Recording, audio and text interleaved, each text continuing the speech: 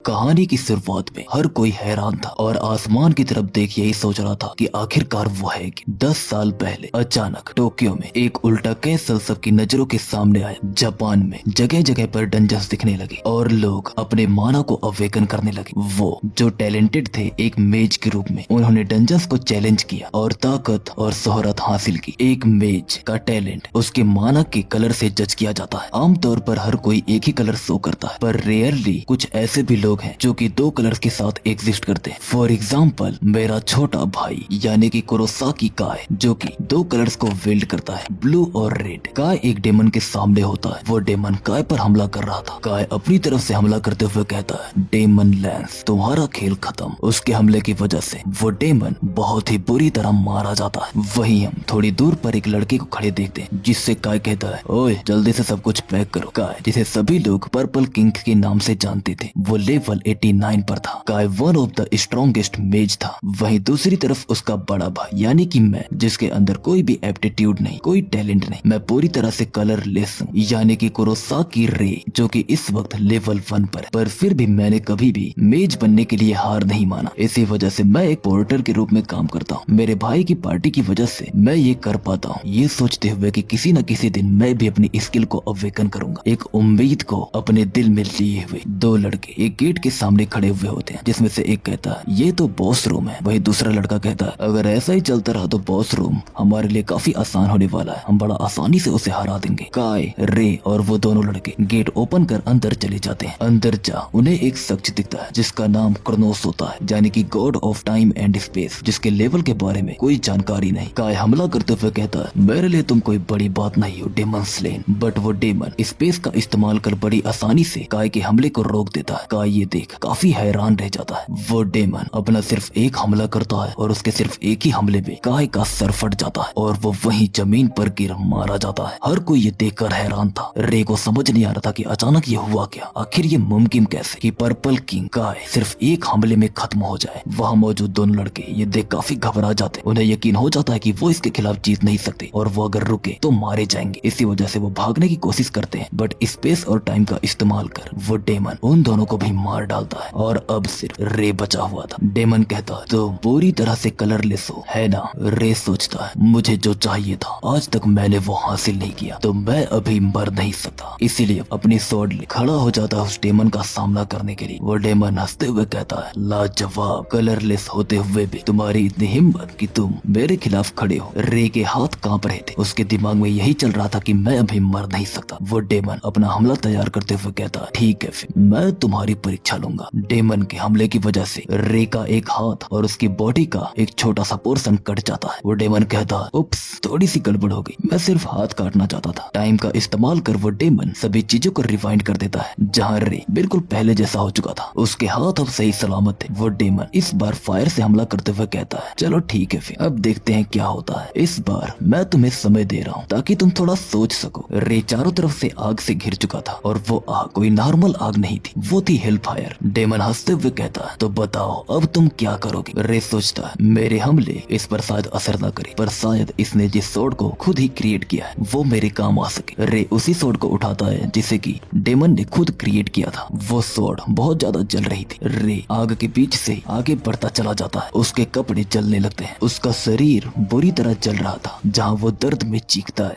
वो डेमन जब अपने सामने देखता है कि रे का चीखना बंद हो चुका है तो वो रिलैक्स्ड हो जाता है। बट अगले ही सेकेंड रे उस डेमन की बनाई गई सोर्ड से उसके हर्ट पर हमला कर देता है। वो डेमन इसके लिए तैयार नहीं था, इसी वजह से वो इस हमले को ब्लॉक नहीं कर पाता, पर वो दोबारा से टाइम का इस्तेमाल करते हुए उसे रिवाइंड करता है। रे फिर से बिल्कुल पहले जैसा हो जाता है। जहाँ उसका शरीर काफी हद तक जल चुका था वो अब नॉर्मल हो चुका था, इवन उसके कपड़े भी। वो डेमन कहता है, तुमने अच्छा मनोरंजन किया मेरा। रे के हाथ से वो सोर्ड गिर जाती है। उसे यकीन हो जाता कि कुछ भी करने का कोई मतलब नहीं। उसे ये समझ में आ चुका था कि वो अब मरने वाला है। अचानक उसके सामने एक सिस्टम विंडो दिखता है जिस पर लिखा हुआ था ब्लैक, यानी कि God of time and space की प्रेजेंस को कंफर्म किया गया। ब्लैक स्किल से सील हटाई जा रही। वो डेमन भी ये देख काफी हैरान होता है। रे के सिस्टम पर मैसेज आता है, एक एक्स्ट्रा स्किल ऐड की गई, यानी कि ड्रेन, जिससे किसी भी स्किल को चुराया जा सकता है। सामने मौजूद डेमन से सिस्टम ऑटोमेटिक रिवाइंड स्किल हासिल कर लेता है। वो डेमन भी धीरे धीरे समझ चुका था कि आखिरकार यहाँ हो क्या रहा है, पर इससे पहले कि वो कुछ कर पाता रे कहता है, रिवाइंड। उसकी ये कहते ही उसके पास से ब्लैक ऑरा रिलीज होने लगता है। वो डेमन रे को रोकने की कोशिश करता है पर इसमें नाकामयाब हो जाता है। सिस्टम पर मैसेज आता है एक्सक्यूटिंग रिक्रिएशन। टाइम तेजी से पीछे जाने लगता है, समय में बदलाव हो रहा था और हम देखते हैं रे को जो कि इस वक्त बिस्तर से उठता है, जहां वो कहता है मैं जल्द से जल्द रिवाइंड स्किल का इस्तेमाल करना चाहता था। पर आखिरकार ये हुआ क्या? जब रे की नजर सामने मौजूद शीशे में पड़ती है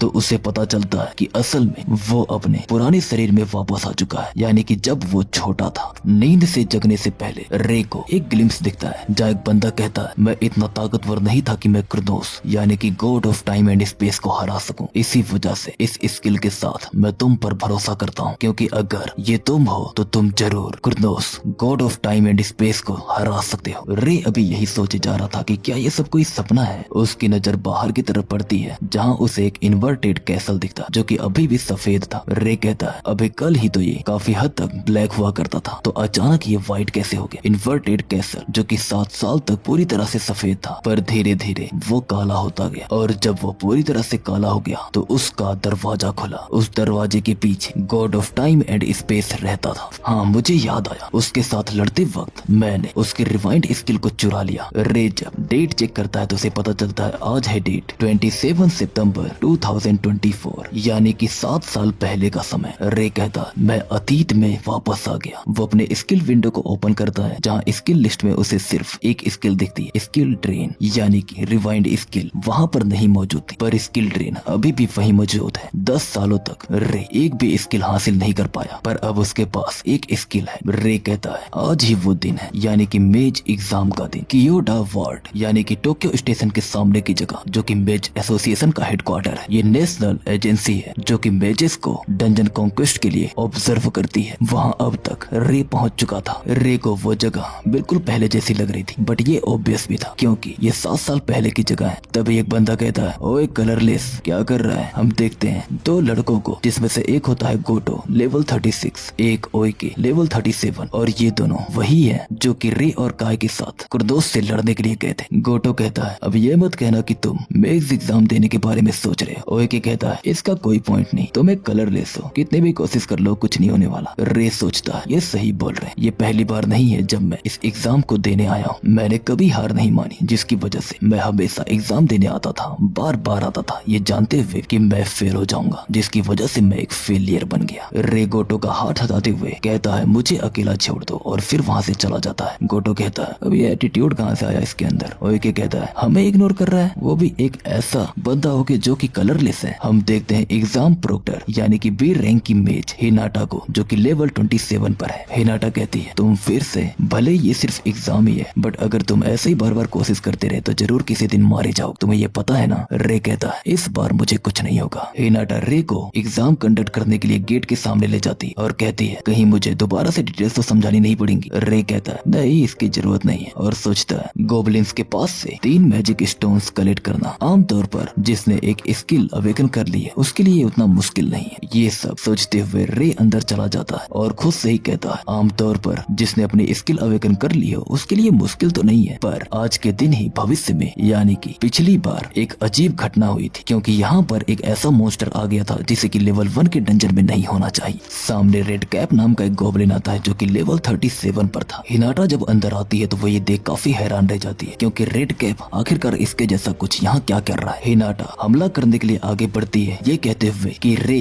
तुम यहाँ से भाग जाओ। रे सोचता है नहीं, मैं तो ऐसा नहीं करने वाला, इन दोनों के बीच लेवल डिफरेंस बहुत ज्यादा है। इधर हिनाटा लड़ने के लिए आगे बढ़ चुकी थी, वहीं रे सोचे जा रहा था। रिग्रेस होने से पहले की दुनिया में हिनाटा इस चीज के खिलाफ जीत नहीं पाई। वो लड़ी ताकि मुझे समय मिल सके भागने के लिए, और फिर इतनी बुरी तरह जख्मी हुई कि उसे एक मेज के रूप में रिटायर होना पड़ा। वो सारी मेरी गलती थी, क्योंकि मैं कमजोर था। हिनाटा का पूरा करियर खत्म हो गया सिर्फ मेरी वजह से। पर इस बार चीजें अलग है। रेड कैप रे की तरफ हमला करने के लिए बढ़ता है। रे सोचता है इस चीज के पास एक ऐसी स्किल है जो कि फिजिकल एबिलिटी को बहुत ही ज्यादा इनहेंस कर देती है। ये इतना ताकतवर है कि साधारण हमले इसे छू तक नहीं सकते। पर रे एक जोरदार पंच रेड कैप को रखता है, जिसकी वजह से वो रेड कैप और भी ज्यादा भड़क जाता है। असल में रेड कैप से बॉडी इनहेंसमेंट एक्सट्रीम स्किल रे ने चुरा ली थी, जिसकी वजह से उसके फिजिकल स्टैट्स इंप्रूव हो चुकी थी। रे उस रेड कैप पर हमला करते हुए कहता अब जब मेरे पास चुराई गई ये स्किल है तो ये मेरे लिए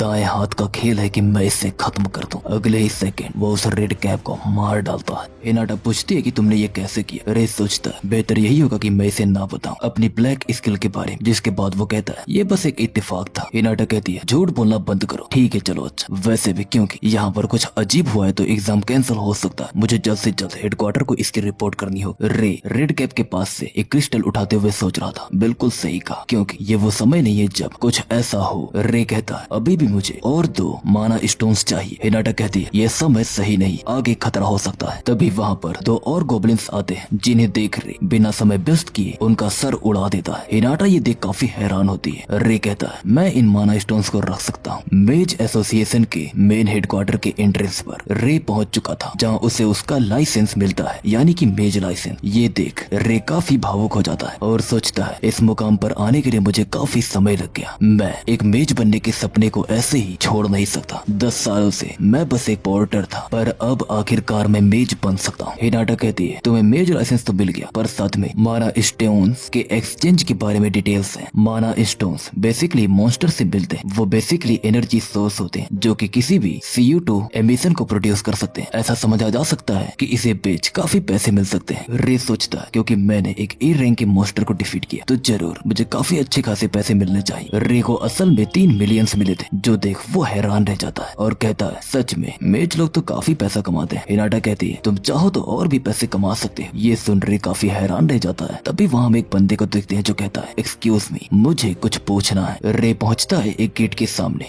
जहाँ उसका नाम यानी कि कुरोसाकी रे लिखा हुआ था। उसका रैंक अभी C था। आज से पहले कभी भी रे किसी डंजन में अकेले नहीं जा पाया, पर अब वो भविष्य बदल सकता है। रे आगे जाने वाला था, बट तभी माना हैंड के थ्रू कोई रे को जकड़ लेता है। हम देखते हैं कि ये गोटो और ओइके है, जहाँ गोटो कहता है एक कलरलेस मेज, आखिर उसकी हिम्मत कैसे हुई डंजन में अकेले जाने की। ओइके कहता है ये नियमों के खिलाफ है, तुम्हें पता है ना। रे कहता है मैंने मेज एग्जामिनेशन को पास कर लिया है, इसी वजह से मुझे अकेले डंजन में जाने की अनुमति मिल चुकी है। ये सुन ओइके उसके पास आता है और कहता है झूठ बोलना बंद कर, जरा अपनी स्किल तो दिखाना। रे सोचता है एक ऐसी स्किल जो कि माना को कंप्रेस कर फिजिकल प्रॉपर्टी में चेंज कर दे, यानी कि माना हैंड। इसे अकेले तोड़ना काफी मुश्किल होगा, पर तभी वो ओइके को अपने सर से टक्कर देता है। असल में रे ने माना हैंड को चुरा लिया था, जिसके बाद माना हैंड एक्टिवेट कर इस्तेमाल करके उसने उसे डिसेबल भी कर दिया। रे चुराई गई स्किल माना हैंड का इस्तेमाल करता है, वो भी ओइके पर, जहाँ वो कहता है तुमने सच में अपनी स्किल को अवेकन कर लिया है। गोटो हमला करते हुए कहता है भले ही तुमने ऐसा कर लिया है, पर ज्यादा खुश होने की जरूरत नहीं, सिर्फ इस एक स्किल के बदले। गोटो फायर बॉल से हमला करता है, जहाँ रे एक्टिवेट करता है अपनी स्किल को, यानी कि एक्सट्रीम बॉडी एनहेंसमेंट, और उस फायर बॉल को बहुत ही इजीली डिफ्लेक्ट कर देता है, जो देख गोटो काफी हैरान होता है। रे हमला करने के लिए आगे बढ़ता है और उसके सिर्फ एक पंच में गोटो काफी दूर जा गिरता है। ओइके ये देख काफी हैरान रह जाता है। वहीं गोटो कहता है तुम अब मुझसे ये मत कहना कि तुम 2 कलर्स वाले हो। रे के पास से 2 कलर्स रिलीज हो रहे थे, जिसमें वो कहता है नहीं, और तभी वो एक्टिवेट करता है फायर बॉल स्किल को, जिसे उसने ऑलरेडी चुरा लिया था। रे कहता है सिर्फ 2 नहीं, एक और कलर है, और तभी वो एक और कलर यानी कि फायर बॉल को जनरेट करता है। गोटो ये देख काफी हैरान होता है, क्योंकि आज से पहले उसने कभी भी 3 कलर्स देखे नहीं थे। रे अपना हमला करता है, यानी कि फायर बॉल। गोटो इसे डॉज करता है, वो भी बहुत ही मुश्किल से। इधर ओइके अभी भी जकड़ा हुआ था, जहाँ रे कहता है अभी भी मुझसे लड़ना चाहते हो। ये सुन ओइके और गोटो एक दूसरे को देखते हैं और फिर माफी मांगते हुए वहाँ से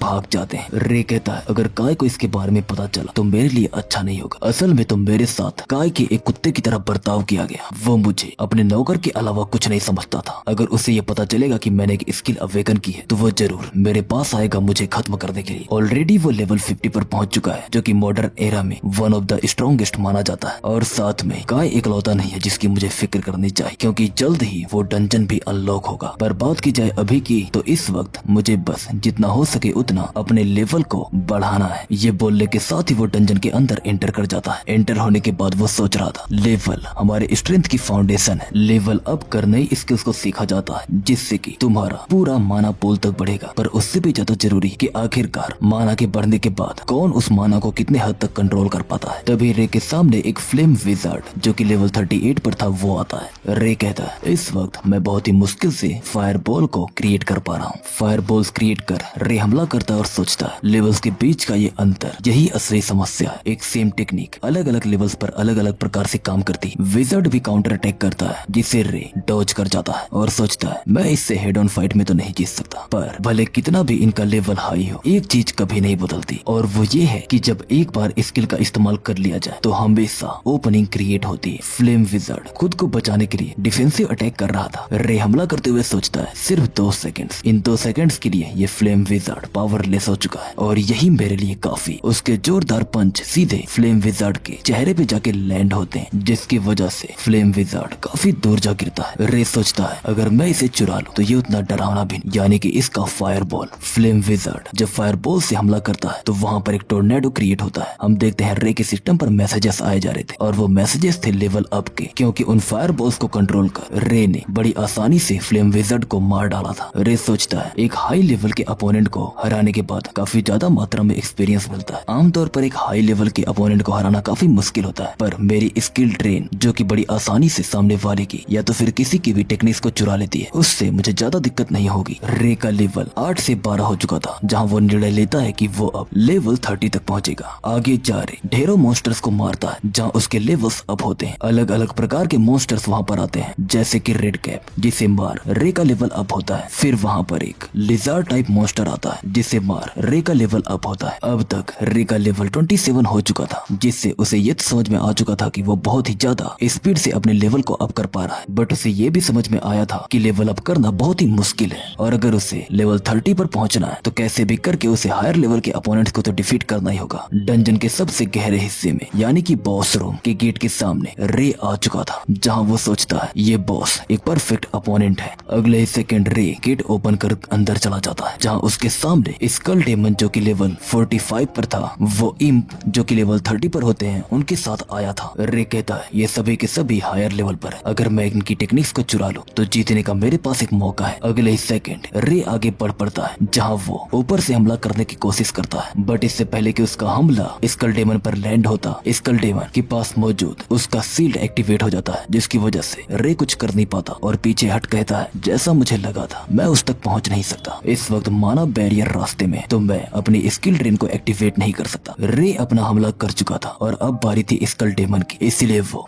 जोर से गुर्राते हुए रे पर हमला करने के लिए आगे बढ़ता है। रे इस हमले को बड़ी मुश्किल से डॉज कर सोचता है मेरे पास अब कोई रास्ता नहीं, मुझे उसका इस्तेमाल करना ही होगा। इस वक्त मेरे पास वो पावर तो नहीं है, पर अभी भी काम हो सकता है। रे वहाँ मौजूद एक इम्प की तरफ बढ़ता है और उस पर एक घातक हमला कर अपनी स्किल ड्रेन एक्टिवेट करने के बाद आइस नीडल को चुरा लेता है। अगले ही सेकंड वो फायर बॉल का इस्तेमाल कर उस इम्प को खत्म कर देता है। रे इस्तेमाल करता है आइस नीडल स्किल का, और इस हमले की वजह से वो दूसरा इम्प भी मारा जाता है। अब तक वो दोनों मारे जा चुके थे, जहाँ सिर्फ स्कल डेमन बचा था। रे को लग रहा था कि अब और इम्प्स नहीं आएंगे, बट असल में स्कल डेमन एक इम्प को रीसमन कर देता है, वो भी तुरंत के तुरंत। आमतौर पर ये काफी दिक्कत वाली बात है, बट इस वक्त रे के लिए ये कोई बड़ी समस्या नहीं है, इसीलिए वो उस इम्प पर भी हमला करता है और उसे खत्म करने के बाद ही उसका लेवल अप होता है, जहाँ वो लेवल 27 से लेवल 28 पर पहुंच चुका था। इन इम्प्स को मार के उसे काफी एक्सपीरियंस पॉइंट्स मिल रहे थे, जहाँ उसे समझ में आ जाता है कि अगर ऐसे ही उसका लेवल अप होता रहा तो जरूर जितने माना को वो कंट्रोल कर सकता है वो अपनी असली वैल्यू पर पहुंच जाएगा। स्किल सिंथेसिस अनलॉक होता है, जिसका इस्तेमाल करने के लिए रे काफी समय से वेट कर रहा था। स्कल डेमन जोर से गुर्राता है, वही रे इस्तेमाल करता है आइस नीडल और दूसरे हाथ से फायर बॉल का, जहाँ वो स्किल सिंथेसिस का इस्तेमाल कर उन दोनों अटैक्स को मर्ज कर देता है। इन कंबाइंड अटैक्स का हमला करने के लिए रे स्कल डेमन की तरफ कूद पड़ता है और इस हमले को नाम देता है फायर लांस का। स्कल डेमन अपने बैरियर के थ्रू इसे रोकने की कोशिश करता है, बट थोड़े ही समय में उस बैरियर में दरार आ जाती है। रे का हमला उस बैरियर की दूसरी तरफ पहुंच जाता है और तभी वो इस्तेमाल करता है अपनी स्किल ड्रेन का, जहां वो बिना समय व्यस्त किए माना बैरियर को चुरा लेता है। रे का एक और शॉट और स्कल डेमन का खेल खत्म था, इसीलिए वो हमला करता है अपने बॉडी को इनहेंस कर एक्सट्रीम पर। ये सारी चीजें इतनी जल्दी हुई थी कि स्कल डेमन कुछ समझ नहीं पाया था, बट इससे पहले कि वो कुछ समझ पाता रे दोबारा फायर लांस से हमला कर देता है। इस हमले की चपेट में स्कल डेमन आ जाता है और वही मारा जाता है, जिसके बाद उसका माना क्रिस्टल जमीन पर गिर पड़ता है। रे के लेवल अप्स होते हैं, जहाँ वो डायरेक्ट लेवल 33 पर पहुंच जाता है। रे ने बॉस मॉन्स्टर को डिफीट कर दिया था, इसी वजह से वो थोड़ा रिलैक्स्ड होता है। स्किल सिंथेसिस यानी कि स्किल्स को कंबाइन करना, ये एक ऐसी एडवांस टेक्निक है जो कि और भी ज्यादा पावरफुल स्किल्स को बनाती है, जिसका इस्तेमाल आमतौर पर कोई तभी कर सकता है जब वो लेवल 30 के आसपास हो। रे ने बस सोचा था कि वो ये कर लेगा और उसकी सोच सही निकली। वो उसे पूरी तरह से सही से तो नहीं कर पाया, बट सिंथेसिस का इस्तेमाल कर उसने अपनी स्किल्स को कंबाइन कर लिया था। सिस्टम पर मैसेज आता है लेवल रिक्वायरमेंट मेट, यानी कि स्किल ड्रेन और भी ज्यादा इंक्रीज हो चुका है, जहाँ स्किल स्लॉट में वो 3 से 5 पर पहुंच जाता है। जो देख रे काफी खुश होता है, क्योंकि अब इसका इस्तेमाल करना और भी ज्यादा ज्यादा आसान होगा। सीन शिफ्ट होता है और हम देखते हैं मेन हेडक्वार्टर का सीन, जहाँ रे स्कल डेमन का माना क्रिस्टल लेकर आ चुका था। हिनाटा कहती है तुमने स्कल डेमन को डिफीट कर दिया और साथ में ही तुम एक ही दिन में लेवल 33 पर पहुंच गए। रे कहता है वेल मैं बस लकी हूँ। हिनाटा कहती है एक ही दिन में 30 लेवल बढ़ा देना, मैंने तो आज तक ऐसा कुछ नहीं सुना। रे कहता है हाँ हो सकता है, शायद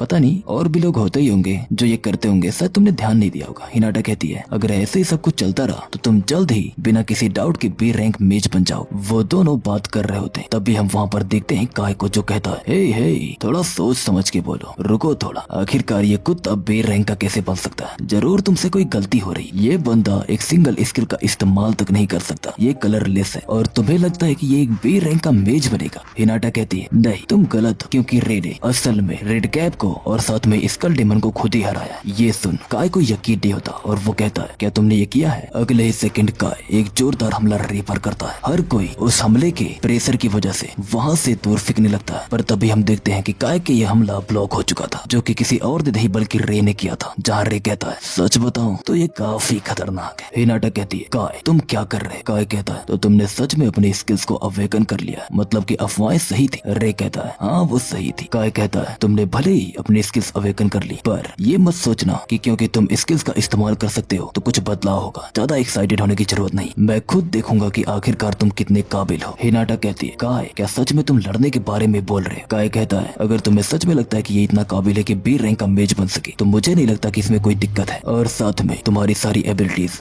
जो बे रैंक पर पहुंच चुकी है वो झूठी है ना? रे सोचता है भले ही इस वक्त मैं लड़ने के लिए मना कर दूं तो भी कुछ ठीक नहीं होगा, क्योंकि बाद में मेरे साथ वही होगा जो हमेशा होता आया है। रे कहता है ठीक है मैं समझ गया, मैं लड़ूंगा। काय कहता है कमीने कहीं के, इस चूजे को कैसे न कैसे कर सबक सिखाना होगा। मेज एसोसिएशन हेडक्वार्टर के अरेना में काय और रे एक दूसरे के आमने सामने थे, जहाँ रे सोचता है अगर तुम किसी ताकतवर अपोनेंट से लड़ रहे हो तो तुम्हें इस बात की जानकारी होनी चाहिए कि आखिरकार तुम कितने हद तक माना को कंट्रोल कर सकते हो, वो भी सिर्फ एक बार में। और मैं ये समझ चुका हूँ कि मुझे कैसे भी करके अपने गार्ड को डाउन नहीं करना है, चाहे कुछ भी हो जाए। मैं इस वक्त लेवल 33 पर हूँ और मेरा कॉम्बो सिर्फ 3 बेसिक स्किल्स है, और क्योंकि काय ऑलरेडी लेवल 50 पर है तो जरूर उसका कॉम्बो 5 स्किल के आसपास होगा। आमतौर पर अगर मैं इससे हेड ऑन लड़ता हूँ तो मैं सिर्फ नंबर्स के दम पर ही हार जाऊंगा। इसी वजह से मुझे कैसे भी करके हमारे बीच के इस अंतर को खत्म करना होगा। रे अपना पहला हमला करता है, वो भी आइस नीडल से। इधर काय फायर बॉल से हमला करता है। उन दोनों के हमले एक दूसरे से टकराते हैं, तभी होता है वहाँ पर एक ताकतवर ब्लास्ट। काय अबे सामने देखने की कोशिश कर ही रहा था और जैसे ही धुंध हटती है उसकी आंखें खुली की खुली रह जाती हैं, क्योंकि रे उसके पास पहुंच चुका था एक्सट्रीम बॉडी इनहेंसमेंट का इस्तेमाल करते हुए।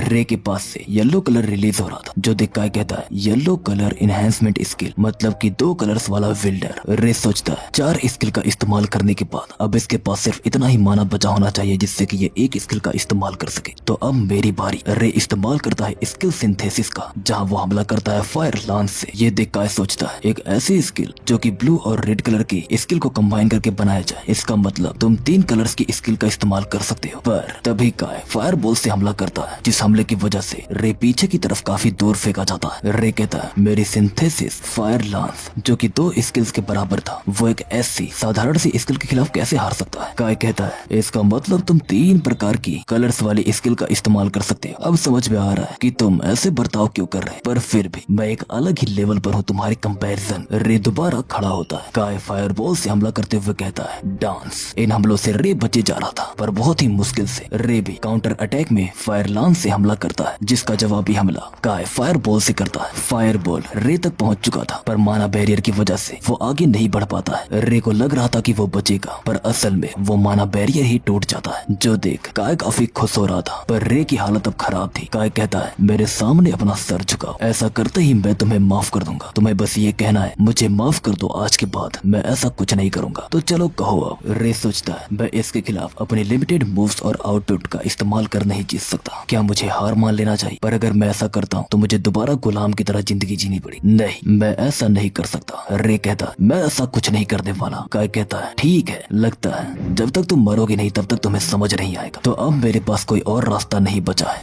काय इस्तेमाल करता है ओवरक्लॉक का, एक ऐसी चीज जो कि टेम्पररी माना को दोगुना कर देता है, कुछ इस प्रकार से कि जितना उसका यूजर इस्तेमाल कर सके। काय दोबारा इस्तेमाल करता है फायरबॉल का और कहता है ये ताकत है एक असली किंग की। फायरबॉल का ये हमला था 10 कॉम्बो अटैक्स यानी कि डिकेड का। रे सोचता है ये वो ताकत है जो कि काय को सबसे ज्यादा ताकतवर बना थी। बाकी के किंग से अगर कंपेयर किया जाए तो काय अपने माना को बहुत ही ज्यादा मात्रा में इस्तेमाल कर सकता है, पर इसने एक गलती कर दी। रे कहता है मैं बहुत समय से इंतजार कर रहा था कि कब तुम इस स्किल का इस्तेमाल करोगे। रे आगे जाते हुए सोचता है 10 कॉन्सेक्यूटिव स्किल अटैक्स वो सिर्फ तभी अचीव किए जा सकते हैं जब ओवरलॉक का इस्तेमाल किया जाए। काय कहता है बेवकूफ वहीं के, तुम्हें सच में लगता है कि तुम हवा में उसे डॉज कर सकते हो। काय जब अपना हमला करता है तो रे माना हैंड का इस्तेमाल करता है जिससे वो बगल की फ्लोर को तोड़ने लग जाता है। रे सोचता है अगर मेरे हमलों को डॉज कर दूं तो ये हमले कुछ भी नहीं, खास करके तब जब इनका कूल डाउन होता है। भले ही ये एक किंग है पर इन कुछ सेकंड्स के बीच में ये पूरी तरह से डिफेंसलेस होगा। रे सीधे काय के पीछे आता है और उसे एक जोरदार पंच रखता है। इस पंच से काय काफी दूर जा गिरता है। वहीं रे अपनी स्किल रेन इस्तेमाल करते हुए ओवरलॉक को चुरा लेता है और सोचता है अब इसका खेल खत्म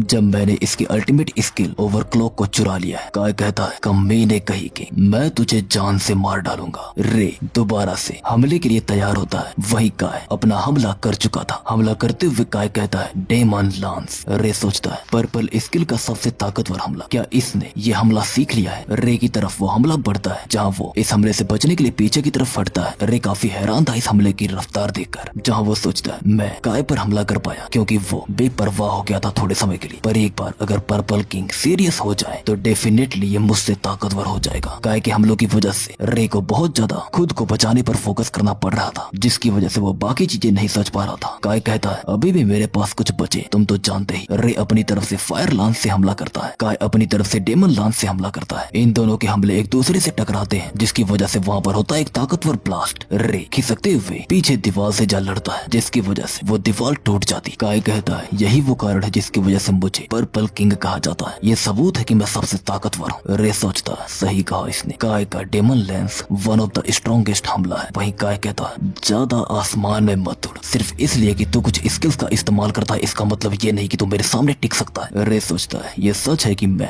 अपनी फिलहाल की स्किल्स के दम पर इससे नहीं लड़ सकता, पर कैसा रहेगा मैं पर्पल स्किल के असली पोटेंशियल को ही ढूंढ लूं। अब तक मैं लिमिटेड था कि मैं सिर्फ 2 ही कलर्स को सिंथेसाइज कर सकता था क्योंकि मेरी माना कैपेसिटी उतनी ही थी। रे इस्तेमाल करता है ओवरक्लॉक का। काय कहता है ओवरक्लॉक, आखिरकार तुम ये कैसे कर पा रहे हो? रे की माना कैपेसिटी दोगुनी हो जाती है जिसकी वजह से स्किल सिंथेसिस ब्लैक अनलॉक होता है। रे कहता है तो यही है वो। काय कहता है तुम क्या प्लानिंग कर रहे हो और अचानक तुम्हारी माना कैपेसिटी इतनी ज्यादा बढ़ी कैसे? रे अपने हमले को तैयार करते हुए सोचता है ये एक 3 कलर्ड स्किल सिंथेसिस है जिसका इस्तेमाल आज से पहले किसी ने भी नहीं किया। रेड स्किल, ब्लू स्किल और येलो स्किल, ये तीनों कंबाइन होती जिनके कॉम्बिनेशन से ब्लैक स्किल का फॉर्मेशन होता है। काय कहता है ब्लैक माना, आखिरकार ये क्या है? रे सोचता है माना के बेसिक कलर्स है ब्लू, रेड और येलो। मुझे अब तक यही बताया गया है कि मैं इन तीनों में से किसी भी कलर्स के लिए नहीं बना, पर ये गलत है। रे कहता मैं पहले ही ये सारा माना निकल चुका हूँ, मैं एक डार्क मेज हूँ। काय रे पर हमला कर देता है। काय पहले भी काफी घबरा रहा था क्योंकि रे एक अलग ही ताकत का नमूना दिखा रहा था। रे भी काउंटर अटैक करता है अपने डार्क मेज की पावर्स का इस्तेमाल करते हुए, जिसकी वजह से काय का हमला ब्लॉक हो जाता है। रे काय की तरफ बढ़ने लगता है जहाँ वो दोबारा से डार्क माना का इस्तेमाल करता है। रे दोबारा हमला करता है। रे हमला करते हुए कहता है एबिस फ्लेम। डार्क माना पूरी तरह से काय के हमले पर हावी हो जाता है और सीधे जाके उसे ही हिट करता है। जब धुंध हटती है तो हम देखते हैं कि रे खड़ा है और काय जमीन पर बेहोश पड़ा है। रे काफी खुश होता है क्योंकि आखिरकार उसने काय को हरा दिया। उसने वो हासिल कर लिया था जो वो हमेशा से करना चाहता था। एटलीस्ट उसके दिल में ये एक इच्छा तो थी। तभी सिस्टम बताता है कि skill एबिस flame skill synthesis black के थ्रू एक्वायर हो चुकी है। हिनाटा जब वहाँ पर आती है तो अपने सामने का नजारा देख काफी घबरा जाती है। उसे रे की फिक्र हो रही थी, इसीलिए वो पूछती है कि क्या तुम ठीक हो? रे कहता है हाँ मैं ठीक हूँ। हिनाटा पूछती है कि आखिरकार वो स्किल क्या थे, जिस पे रे कहता है बताने से बेहतर मैं दिखा देता हूँ। रे को पहले ही पता था कि वो हमेशा इसे छुपा नहीं सकता, इसीलिए वो दिखाता है। जहाँ वो कहता है कि देखकर लगता है कि ये एक ब्लैक स्किल है। हिनाटा कहती है ब्लैक? ये तो दुनिया की पहली ऐसी स्किल है जो ब्लैक है, मैं तो एटलीस्ट पहली बार देख रही हूँ। रे कहता है वैसे क्या इस ब्लैक स्किल को मुझे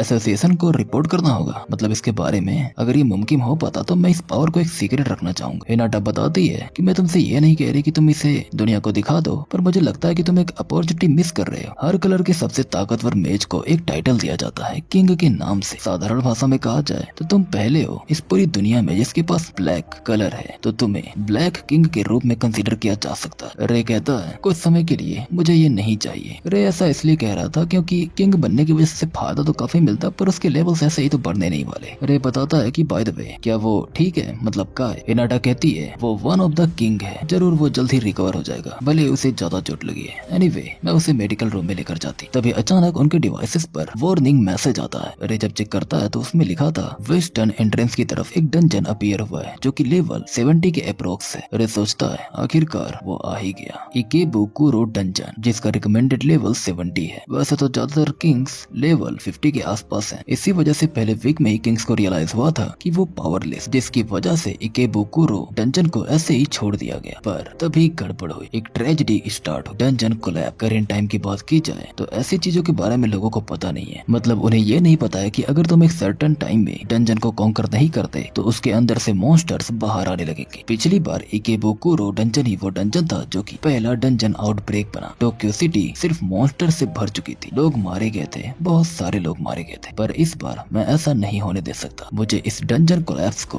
कैसे भी करके रोकना होगा। रे कहता है मैं इस डंजन को कॉन्कर करूंगा। हिनाटा कहती है कि भले तुम्हारे पास अब ब्लैक स्किल है और तुम पहले से ताकतवर हो, पर फिर भी ये खतरनाक है, और उससे भी बड़ी बात सिर्फ रैंक ए या उसके ऊपर के मेज ही इसके अंदर अलाउड है। इवन इसका रिकमेंडेशन लेवल भी 50 से ऊपर है। वैसे तो डंजन कोलैप को होने में अभी टाइम था, तो रे के पास भी टाइम था। इसी वजह से वो कहता है कि अगला रैंक ए एग्जामिनेशन कब होने वाला है। हिनाटा बताती है कि वो अगले एक हफ्ते में होने वाला है, जिस पे रे कहता है ठीक है, फिर मैं अपने रैंक को अगले एग्जामिनेशन में राइज करूंगा। हिनाटा बताते है कि तुम्हारी स्किल्स के थ्रू शायद तुम जरूर इस एग्जामिनेशन को पास कर जाओगे। रे पूछता है क्या कोई दिक्कत है, जिस पे हिनाटा बताती है अगर तुम्हें ए रैंक एग्जाम में अपीयर होना है तो पहले तुम्हें ए रैंक प्रमोशन एग्जाम में अपीयर होना होगा। मतलब कि सबसे पहले तुम्हें पार्टी के साथ एक बी रैंक के डंजन को क्लियर करना होगा। दूसरी भाषा में कहा जाए तो तुम्हें इस एक हफ्ते के अंदर एक पार्टी बनानी पड़ेगी और साथ में एक बी रैंक के डंजन को क्लियर करना होगा। सीन शिफ्ट होता है और हम देखते हैं कि रे काफी परेशान होता है और एक जगह पर बैठकर वो अपने फोन को देखे जा रहा था। उसने कुछ लोगों को मैसेज किया था पार्टी बनाने के लिए, पर क्योंकि हर किसी को लगता है कि वो कलरलेस है तो आखिरकार उसके साथ पार्टी कौन ही बनाएगा। ली को इस एक हफ्ते में अनएक्सप्लोर्ड बी रैंक के डंजन को क्लियर करना था, इसीलिए वो समझ नहीं पा रहा था कि आखिरकार वो करे क्या। तभी उसे एक लड़की की आवाज सुनाई देती है जो कहती है मैं जरूर आज तुमसे काम निकलवाऊंगी। असल में 3 लड़कियां एक लड़की से बात कर रही होती हैं, जिन्हें रे भी देखता है। उनमें से एक लड़की कहती है मैंने तुम्हें ज्वाइन करने दिया क्योंकि मैंने सुना था कि तुम डुअल कलर विल्डर हो, पर तुम्हारी फायर स्किल तो बहुत ज्यादा कमजोर है। सामने वाली लड़की माफी मांगती है। रे वहाँ से जाने लगता है क्योंकि वो अपने सामने कुछ ऐसा देख रहा था जो वो देखना नहीं चाहता था, क्योंकि पहले उसे भी बिल्कुल ऐसे ही ट्रीट किया जाता था। तभी वो लड़की कहती है मैं सच में ऑनेस्टली बोल रही हूँ इचिनोस, तुम किसी काम की नहीं हो। ये बात सुन के रे रुक जाता है क्योंकि वो इस लड़की का नाम पहले भी सुन चुका है जिसका नाम इचिनोस आया है। बात की जाए अगर इचिनोस की तो वो आगे चलकर भविष्य में स्कारलेट किंग के नाम से जानी जाएगी, पर इस वक्त वो बस एक कमजोर मेज है। वैसे तो रे ने कभी सोचा नहीं था कि इचिनोस को उसकी ही पार्टी के मेंबर्स ऐसे ट्रीट करेंगे। इधर इचिनोस कहती है कि अगर मुझे इस पार्टी से निकाल दिया गया तो मैं अपनी बहन की मेडिकल बिल्स को नहीं भर पाऊंगी, अगली बार मैं जरूर इससे बेटर करूंगी। सामने वाली लड़की कहती है अगर ऐसी बात है तो आज की रेट में ये साबित करके दिखाना, वरना मैं तुम्हें धक्के मार के यहाँ से निकाल दूंगी। इचिनोस कहती है कि मैं अपना बेस्ट दूंगी। दिन वो चारों आगे बढ़ जाते हैं। रे सोचता है क्या ये लोग ठीक रहेंगे। रे इस वक्त कहीं जा रहा होता है जहाँ वो जाते हुए सोचता है इचिनोस अगले कुछ सालों में स्कारलेट किंग बन जाएगी, पर वहाँ पर पहुँचने से पहले उसे बहुत ज्यादा कठिनाइयों का सामना करना पड़ेगा। अगर मैं अच्छे से याद करूँ तो इसी समय के आसपास उसके साथ एक घटना होगी। इस घटना में शायद वो बहुत ज्यादा इंजर्ड हो चुकी थी, जिसकी वजह से वो कुछ साल के लिए कोमा में चली जाती है। उसे चोट लगी थी बॉस से लड़ते हुए, पर एक सेकंड पर हो सकता है कि शायद ये घटना आज ही हो। मैं पूरी तरह से श्योर तो नहीं हूँ, पर देखकर लगा कि वो नॉर्मल तो बिल्कुल भी नहीं। मुझे जल्दी करनी होगी। सीन शिफ्ट होता है और हम देखते हैं उन्हीं चारों लड़कियों को जो कि इस वक्त एक डंजन के अंदर होती हैं। उनके सामने बॉस मॉन्स्टर होता है जिसका लेवल 45 है और उसका नाम दुल्हन है। तो इसका नाम दुल्हन है, तो अगर मैं दुल्हन दुल्हन इनमें से कुछ भी बोल दूं तो कंफ्यूज मत होना। वो लड़की हंसते हुए कहती है कि मैंने कभी सोचा नहीं था कि ऐसा होगा। तभी वो इचिनोस को धक्का देकर आगे भेज देती है, ये बोलते हुए कि अकेले लड़। इचिनोस कहती है पर मैं एक दुल्हन से अकेले कैसे लड़ सकती हूँ। इस पे वो लड़की कहती है ठीक है फिर मैं तुम्हें धक्के मार के निकाल देती हूँ, और अगर ऐसा नहीं चाहती तो अपना बेस्ट दो। आखिरकार ये तुम अपनी छोटी बहन के लिए कर रही हो, उसके मेडिकल बिल्स नहीं भरने तुम्हें। इचिनोस समझ जाती है कि उसके पास और कोई रास्ता बचा नहीं। इधर वो तीनों लड़कियां हंसते हुए इचिनोस को देख रही थी। इचिनोस फायर मैजिक का इस्तेमाल करते हुए फायर बॉल जनरेट करती है और अगले ही सेकंड वो दुल्हन पर हमला कर देती है, पर इससे उसे कुछ खास फर्क पड़ता नहीं। अगले ही सेकंड दुल्हन एक ताकतवर हमला इचिनोस पर करता है, जहाँ इचिनोस खुद को बचाते हुए पीछे हटती है, पर फिर भी वो गिर पड़ती। दुल्हन हमला करके इचिनोस को खत्म करने वाला था। वहीं इचिनोस को भी रियलाइज हो चुका था कि वो किसी काम की नहीं। पर तभी वहाँ पर एक आवाज आती है, एक्सट्रीम बॉडी इनहेंसमेंट। हम देखते हैं कि रे वहाँ पर आ चुका है, जिसने दुल्हन के हमले को ब्लॉक कर लिया है। रे अपनी पूरी ताकत का इस्तेमाल करते हुए दुल्हन को पीछे धकेल देता है। इचिनोस अपने सामने रे को देखकर काफी हैरान थी। वहीं रे पूछता है क्या तुम ठीक हो? इधर वो लड़की सोच रही थी कि आखिरकार ये मॉन्स्टर इतनी आसानी से पीछे कैसे जा सकता है और ये है कौन? दुल्हन की बात की जाए तो उसका वजन काफी ज्यादा है, जबकि इसने सिर्फ अपनी स्वॉर्ड का इस्तेमाल करते हुए उसे पीछे ढकेल दिया। इधर दुल्हन पूरा रेज में आ जाता है। रे को भी रियलाइज होता है कि इतना काफी नहीं था। दुल्हन का जो आर्मर था वो स्ट्रेंथ स्किल से इनहेंस्ड था, तो एक नॉर्मल अटैक उसे पेनिट्रेट नहीं कर सकता। ऐसी परिस्थिति में रे दुल्हन पर हमला करता है ताकि वो दुल्हन की स्किल को चुरा कर उसे नलीफाई कर दे। स्किल ड्रेन का इस्तेमाल करते हुए दुल्हन की स्किल को रे चुराने की कोशिश करता है, पर वो इसमें नाकामयाब हो जाता है क्योंकि वो स्किल एक्टिवेट ही नहीं होती है। रे खुद को बचाते हुए पीछे की तरफ आता है। इचिनोस पूछती है क्या तुम ठीक हो? जिस पर रे कहता है हाँ मैं बिल्कुल ठीक हूँ, मैंने किसी तरह से उसके हमले को अपनी स्वॉर्ड से ब्लॉक कर दिया। रे को रियलाइज होता है कि अगर उसे इस स्किल को चुराना है तो उसे एक अलग तरीका अपनाना होगा, क्योंकि दुल्हन का जो आर्मर है वो काफी बेटर है, मतलब कि वो बाहरी तरफ से पूरा मेटल का बना है। इसी वजह से उसे आर्मर के अंदरी भाग को टच करना होगा। दुल्हन रे पर हमला करता है, पर रे मैजिक बैरियर का इस्तेमाल करते हुए इस हमले को ब्लॉक कर देता है। वो अपने साथ साथ इचिनोस को भी बचा रहा था। दुल्हन के इस हमले की वजह से वहाँ पर जो 3 लड़कियां और मौजूद होती हैं उनमें से 2 पीछे की तरफ फिक पड़ती हैं। बची हुई एक और लड़की जो होती है, ये सब देखकर वो दुल्हन पर एक ताकतवर हमला लैंड करती है, पर दुल्हन उसके हमले को काउंटर करते हुए उस पर एक जोरदार हमला करता है, जिसकी वजह से वो भी पीछे की तरफ फिक पड़ती। रे ये सब कुछ देख रहा था कि कैसे उस लड़की के आइस नीडल ने भी कुछ खास इफेक्ट दिखाया नहीं। इसी वजह से वो सोचता है कि रे को अब एक ऐसी स्किल चाहिए जो कि दुल्हन के स्ट्रेंथनिंग स्किल से भी ज्यादा आगे की। रे इस्तेमाल करता है ब्लैक माना यानी कि एबिस फ्लेम का। इधर दुल्हन भी अपनी तरफ से हमला करता है, पर रे ब्लैक माना का इस्तेमाल करते हुए उस हमले को ब्लॉक कर उसे पूरी तरह से पेनिट्रेट कर दुल्हन की तरफ फेंक देता है। ये हमला अपने रास्ते में आ रही हर एक चीज को तोड़ते हुए सीधे दुल्हन को जाके हिट होता है और सिर्फ इस एक हमले में दुल्हन बुरी तरह मारा जाता है। जमीन पर उसका क्रिस्टल गिर पड़ता है। इचिनोस ये देखकर हैरान थे कि सिर्फ इस एक हिट में ही कैसे वो मारा गया। इचिनोस कहती है एक्सक्यूज मी, वैसे मुझे बचाने के लिए थैंक्स। रे काफी खुश था क्योंकि उसने इचिनोस को बचा लिया था। बाकी वहाँ पर जो 3 लड़कियां होती हैं वो हैरान थे कि आखिरकार यहाँ पर हो क्या रहा है। जो उस पार्टी की लीडर थी यानी कि जो मेन लड़की थी, वो समझ जाती कि सामने जो बंदा है वो काफी ताकतवर है, पर जो रिवॉर्ड है वो उसी का होना चाहिए। इसी वजह से वो कहती है रुको, ये रिवॉर्ड उस डंजन में गिरा है जिसे कि हम कॉन्कर करने की कोशिश कर रहे थे। इसी वजह से वो क्रिस्टल यानी कि माना स्टोन मुझे दे दो। इचिनोस कहती है हे